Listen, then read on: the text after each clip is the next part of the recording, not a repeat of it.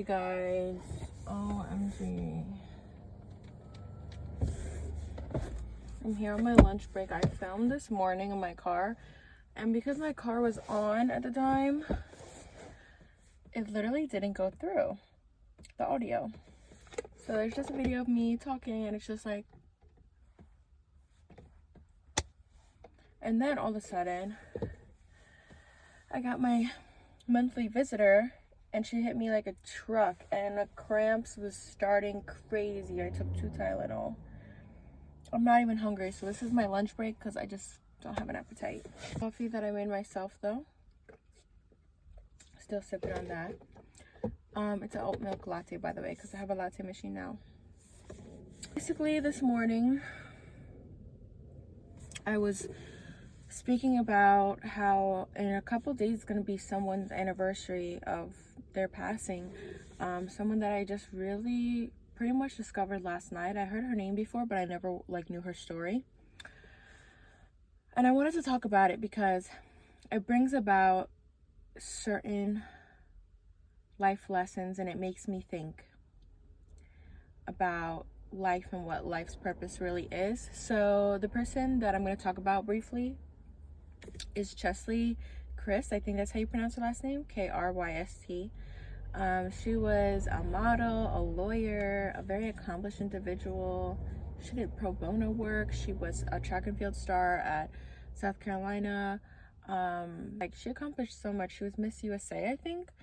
And she was a beautiful, beautiful person, physically speaking, and inside as well. She took her own life actually a couple years back. And she had left her mother a note saying that the mom, like a mother's intuition, her mom was so good to her, was always there for her without her having to articulate, hey mom, like I need you. And the mother was saying this actually at the red table with Jada Smith and her grandma and Willow, her mother and Willow. And everyone was just crying. And as I was watching this YouTube video last night, I just started crying because like at least the one positive note is that the mother has this note that says that she did everything right and that she was there for her daughter. Her daughter was like, you were there for me so much. You were like my number one best friend. Like, I think that's the only good thing that came out of this situation. But the point being, she was so accomplished. And in the note she wrote, I feel like I don't have purpose. I feel like my purpose is over at 30 years old. And this stuck out to me because she had so much. She had a beautiful apartment. I think she was in a relationship. Beautiful, beautiful long hair, pretty face, nice job, starting her own women in business office outfit foundation or store or something. She was doing pro bono work. She was doing volunteer work. She was making probably good money as a lawyer. And she went to a really prestigious law school and had like a dual degree at some point. Like, she was very, very smart, this woman. And she really had so much potential to do amazing things the rest of her life. And anyone else would have looked at that and said, wow, you lived 3 lifetimes in 1 lifetime, and imagine what you could do in your 30s and your 40s and your 50s. But she didn't see it that way, and I wonder why. And it makes me think, I will say this first as a note, that mental health is very real, and I wish that someone had intervened. I wish she had spoken to someone about this to get her help and maybe put her on medication. Medication really does work, you guys. But that being said, I don't think that she had a spiritual life, or that I really can't imagine her knowing God or really knowing Jesus.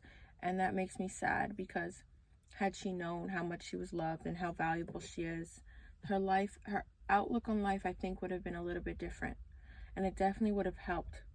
Like, I know for a fact this would have helped her if someone had just ministered to her, or I really don't know. Like, maybe she was invited to church. Maybe she was a Christian. I really don't know. But it saddens me that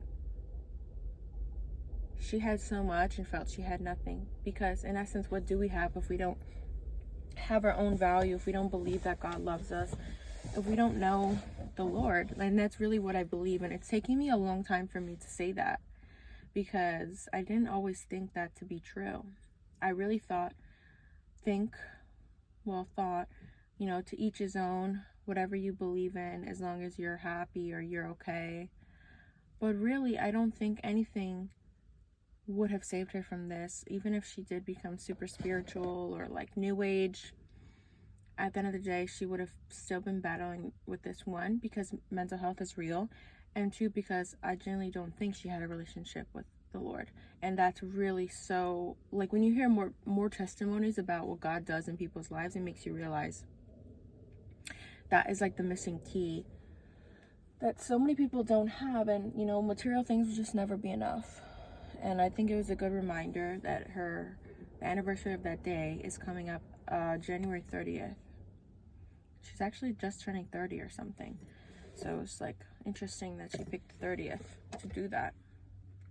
She actually made a memoir and asked her mother post-death, in the wishes of her letter, to publish that memoir. And I think it's called By the Time You Read This. And I'm really interested in reading it because I do want to know what her outlook on life was, what her words were, what her thoughts were. And I think everyone can relate to that in some sense, right?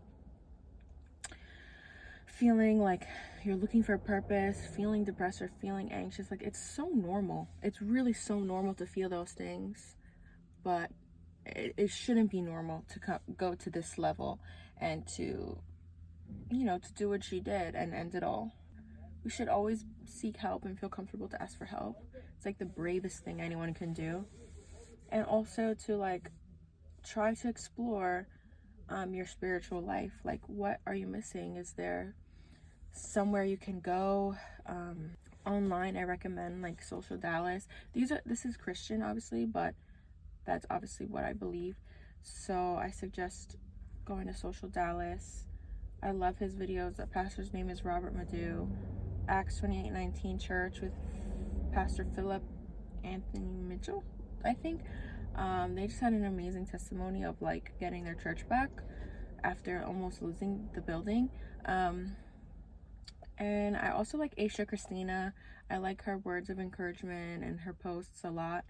Or just like even a self-help book is just a good place to start. It's just crazy thinking about her story because she really did have it all, and it's like I can't even believe it. If you don't know her story, it's really good to look at her life and from beginning to end, and just take it in, like how she felt, like how she must have been feeling. And if you can relate to that, or if it encourages you to live more, in the memories of those that aren't here anymore, like, wow, even if I don't have all the material things in the world, or even if I failed at this, I still have my self-worth. I still have my relationship with God. I still have my family and my friends. And she had a big family. It's honestly like mind-boggling how she had such a close relationship with her mom. It was just so powerful, her mental battle. And I just pray that she's in a better place now. But it is January, and it is the time of the year where people are going to feel more like that. So I wanted to bring that up, and I wanted to say that your spiritual life is very important. No matter what you have materialistically, it will just never be enough. Lately, I've been learning how to be better at tolerating inconvenience or things getting me upset or angry. I don't know. I've always struggled with this in my life, especially if you know me, I'm like, can be hot-headed. But lately I've been thinking things through and pausing before I reply, or before I really kind of just let my emotions take over. And it's been helping me a lot. And the more you practice it, the better it gets. Seriously. Like, I almost ask God sometimes, I think, what is the next thing you're going to send for me to practice my patience and my waiting before I reply? Like, getting rid of that, like, impulsiveness. And thinking things through, thinking through the perspective of the other person, if it's a person in the situation, stuff like that.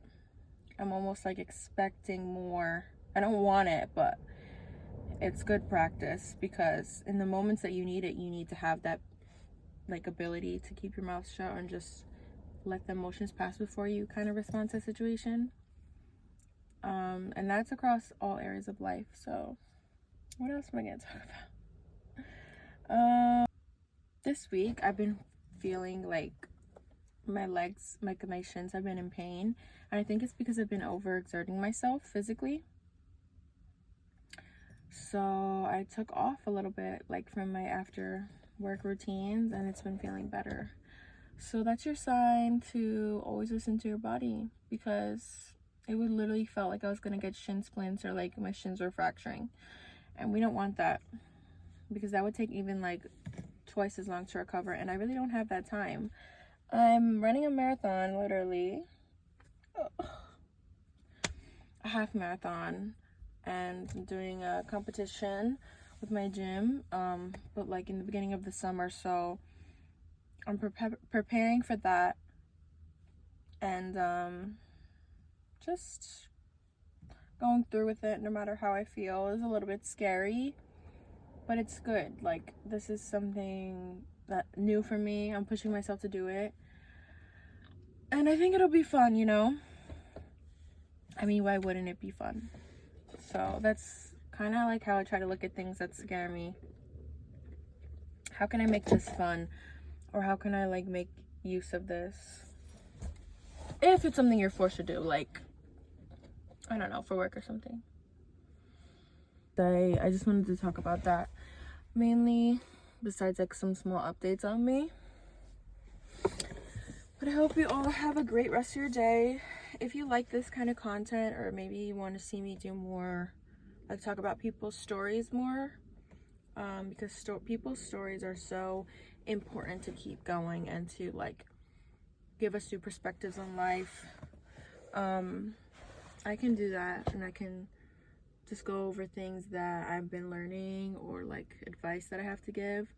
Although I have to practice applying that advice to myself first before I just go ahead and give it. But yeah, so if you like this video, give it a like. Subscribe to my channel, of course. I do all types of content on here. It could be random, it could be a vlog, it could be a travel vlog, it could be a day in my life, it could be cleaning, it could be a random thought I have, like today. But I hope you guys enjoy this video, and I love YouTube. Bye.